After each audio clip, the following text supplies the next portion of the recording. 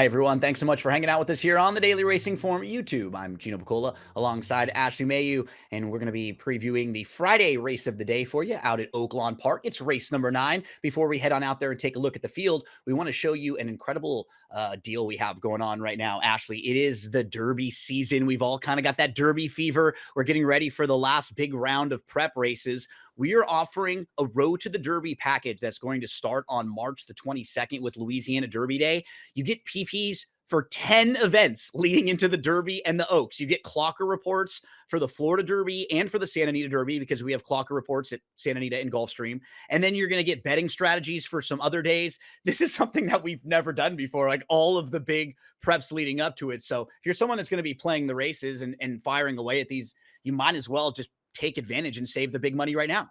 Absolutely. A great bundle, a great opportunity here to just do it all at once, right? And kind of get that set aside for it. And you mentioned it, the Derby is fast approaching, less than 2 months now, with it being what, March 5th. We're thinking about May 3rd is right around the corner. So certainly take advantage of this if you're already playing those races to begin with. Okay, so we know that with the Derby coming up, we're going to have to really pad the bankroll over the next almost 2 months or so, Ashley. Let's see if we can lead some folks to some winners here on the Friday race of the day. Here's the field, Oaklawn, race number 9, Friday. Remember, you can get free past performances at DRF.com. What's your overall thought of this field? Tough race. You have 3 horses that have won their last out efforts. You have a couple of others that won 2 starts back. Horses that are maybe making another trip to Oaklawn Park. It's been a while. There's a little bit of everything in here. You have a horse coming out from California now in the Ron Moquette barn. I think it's pretty competitive. I think the morning line has a horse at 5-2, has another one at 3-1. I think in terms of the wagering dollars, we're going to see this be a pretty wide open tote board. Completely agree. As we move on over to the Timeform US pace projector, maybe we can take something from how Timeform US sees this race shaping up. Doesn't surprise me. I mean, it looks like Normandy Queen wants to go. It looks like Absinthe will want to be forwardly placed. We know Pretty Layla wants to go. I don't think Miss Hebrides wants to be too far out of it. She was in a fast race where they just kind of had a runoff leader last time out. So I'm expecting this to be at least an honest pace. Ashley, how about you? I think so. I think kind of looking at some of these horses too, you mentioned Absinthe coming out of a 6 furlong event, now stretching out to a mile and a 16th. I just think there are so many fillies and mares in here that with either changing distances, changing surfaces, they want to be forward. So I don't know if it's going to be lightning quick, but it certainly will be honest early. Let's meet the field here for race number 9. I'm always thinking musically when I see this horse's name, but Dee Yah there. A couple different things come to mind for me. Makes me smile every time. Ashley, this is a horse who comes off of a runner-up effort most recently. It was at the fairgrounds, and now we'll go third start of the form cycle after a layoff. The dirt form is kind of sneaky good when you look at it. This horse has been in the money in 5 of 6, and one of them winning an off the turf stakes was third in another stakes race there. So, I kind of like at second glance, I started to upgrade this one a little bit. I wouldn't be shocked to see her run well in here, but still feels kind of a cut below the top tier. She does. I think she's sneaky, especially if she floats up from 6-1 in the morning line. I think the big thing with her, look at her dirt races, just toss the Thorpeda Anna race, and she's right there. She was Yeah. third behind Tarifa earlier in her career. I think in terms of her last 2 starts, she probably needed that race off the layoff. It was on the turf. I don't think she's a turf horse necessarily. Her number, though, was better than her other turf events. And then to see her take to the dirt last time out, I think there's a lot of upside third start in the form cycle for a barn that certainly knows what they're doing. Let's move to Flashy Last. She had actually crossed the wire first in 3 consecutive races. One of them she was DQ'd, but then she tried the Grade 3 Houston Ladies Classic over at Sam Houston. She just didn't really fire that day. She looked like she might have been in a little bit tough. The race didn't really shape up either. Actually, they went really slow early on, so there was a no passing zone there. What do you think about her chances here heading back to Oaklawn Park? She's run here 5 times. She's never won, but she has hit the board in 3 of them. I think she might be a little bit, honestly, a step below a couple of the other horses in here in terms of recent form. I know she had that win streak going, but I'm not sure what she necessarily faced in those races, especially at Remington Park. And then you talked about the last out effort. I didn't like the performance from her because I think she was a little too far off of it early. And then Yeah. she still didn't make any sort of a dent in there. And you mentioned they went slow, but look at her races at Remington. They didn't go fast in those, and she was able to be a little bit closer to it. So I don't necessarily love that performance. I actually don't like her at 4-1. I think she becomes more intriguing if she is a better price. Miss Hebrides was a horse who had always been like right on the lead or sitting close. And then in her most recent start on February the 2nd, there was a runoff leader. So she ended up being third early. She was back to about 10 lengths out of it at one point, Ashley. So different dynamics. But what I liked about that, she showed that she can come from off the pace if need be. So she has some versatility to her. I think she fits really well with this group. But I'm kind of curious what tactics they will choose here. Here's a look at Miss Hebrides last time out in that effort. And I thought it was a pretty good one. I thought it was really good. I know she has the lead and she gets, I don't want to say surrenders. I mean, the horse that just passed her just my heels was just better. I mean, had a bunch of late stride there, was moving really well. And I don't think it's a case of Julian making an early move on her. I just think she was second best in that event. So I don't mind them regrouping. I thought her win two back was really good. Lemon Muffin finished behind her that day, was in front of her 3 starts back, a horse that had some hype behind her last year based on her performances at Oaklawn Park. I think she's done everything right. She's obviously not had any time off. She got a late start as a 3-year-old. They've continually raced her. We've seen her just about every month to this point. And I think there's a ton of upside. I agree with you though. What sort of trip does she get? I think with other speed in here, she might have to be comfortable rating, and you just hope that what happened last time out doesn't happen again. Yeah, to me, she feels kind of like the horse to beat. I really was impressed with the fact that she showed a new dynamic. And when you have a runoff leader like that in races, the whole race is different. Everything is different. Horses aren't used to coming from so far out of it.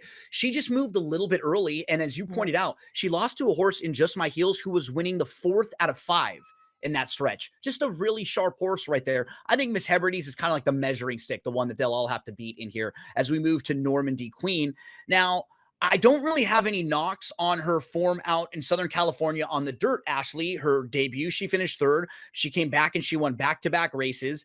Even most recently, they took a shot on the turf. Now they're going to change barns.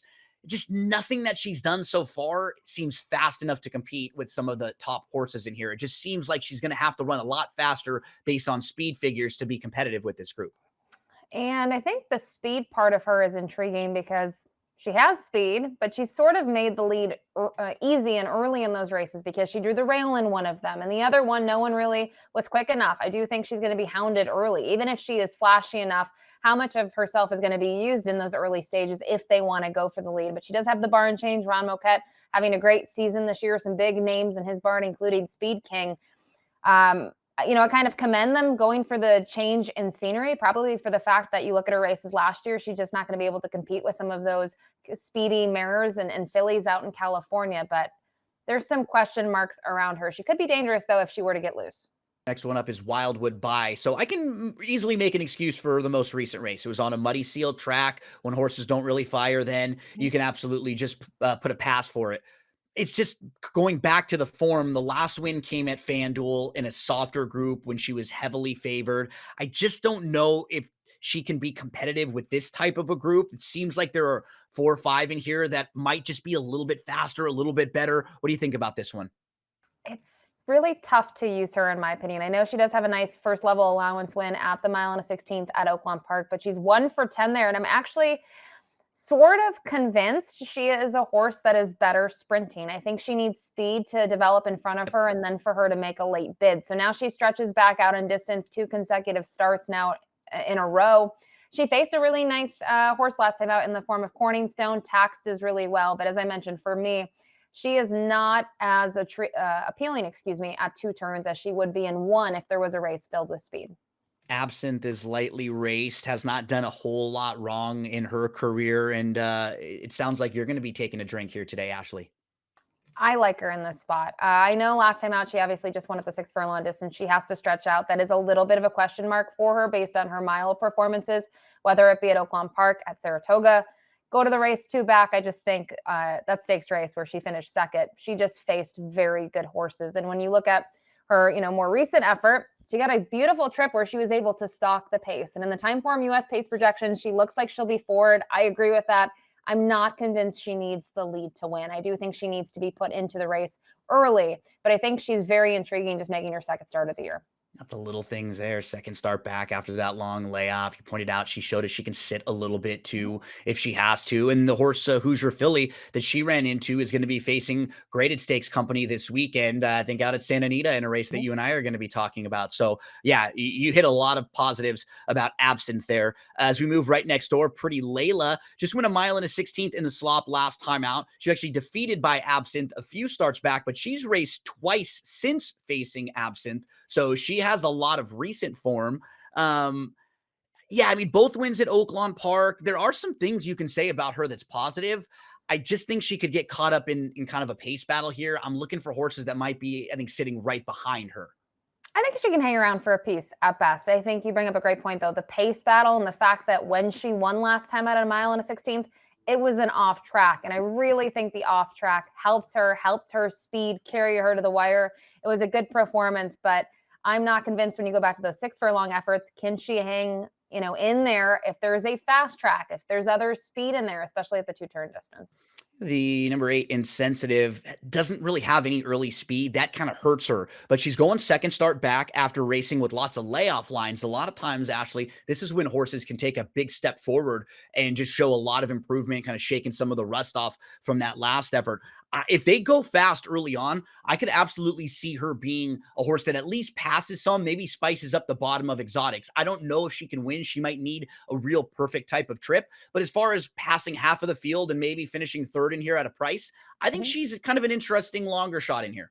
Absolutely, and I think she's the opposite case of Wildwood Bye. I think Yep. Wildwood Bye is better sprinting. I actually think this mare is better going longer. They haven't done a ton with her, but I just don't think 6 furlongs works for her. You can even go to a race at Keeneland when she was trying to graduate at 7/8. I think she's more 7/8 to maybe a mile and a 16th. Her form in 2023, 2024 at Oaklawn Park, she was right there in those efforts. I mean, each and every time, and it looks like they've had a couple of setbacks with her, but there is some promise on the stretch out and second consecutive start. Round out the field with a really honest horse here, Claret Beret, whose dirt form and main track form is fantastic. 5 races, 4 wins. The only loss came after a really bad start on a muddy sealed track. Only start going a mile and a 16th on the dirt was her most recent one. It was right here at Oaklawn. It was a victory. Had a nice start. Going into the turn, was actually on the lead and then backed off, sat third or fourth. So she showed she's got some versatility. She's kind of like push button. You can ask multiple things of her in the same race. I just think she's super honest and could sit a really nice trip in here. I think so too. And I think when you look at her lone defeat in that win streak, right, where she finished fourth, it was an off track. The other horses that finished in front of her, they all had somewhat of a jump on her. Even the winner titled Lady was able to close from off of it, kind of looking at where they were at, say, the half. This horse was a little bit more forward, and that's why I think it kind of affected her performance. She still ran on, though. She still tried. She bounced back, got that 2-turn win last time out at a mile and a 16th, and she's very intriguing. I think if you like her, I don't know if she'll be 6-1, though. I think she's going to take a lot of love. I agree. I think she might be closer to like 7-2 Mhm. ish, something in that range. And I think you were hitting on it. I feel like as we move to our selections, we may see a lot of horses in that range, right? 3-1 ish. You've got Absinthe on top, who is, I think, 3-1 on the morning line. Miss Hebrides is right behind that. You and I both have in the second spot. Then you have the 9 in the third spot, who I have on top. I just don't think there's going to be a whole lot of separation between 3 or 4 different horses in here. Talk to us about how you kind of stack them all up. Well, I think you said it. I think the 3 looks like this is her race to win, but maybe there are cases to maybe just poking her a little bit with that performance last time out where she was second best and she had the lead. She just was second best. I needed to go elsewhere. I do go to the 6 in here, which one concern you might have is her races. You see her 3 times in 2023, twice in 2024, but I think it's promising to see her come back off of what, just over a month and a half of rest, off a win, a career best performance. She is going to have to stretch out in distance, but I just wonder in terms of trip if she'll be close enough sitting off of it and can make that late run and last. 6-3-9-7 for Ashley. I'll put the 9 on top of the 3-1 and a nice long shot. The 8 maybe could round up some of the exotics there. Whoever you play, however you play them, we wish you the best of luck in the Friday race of the day.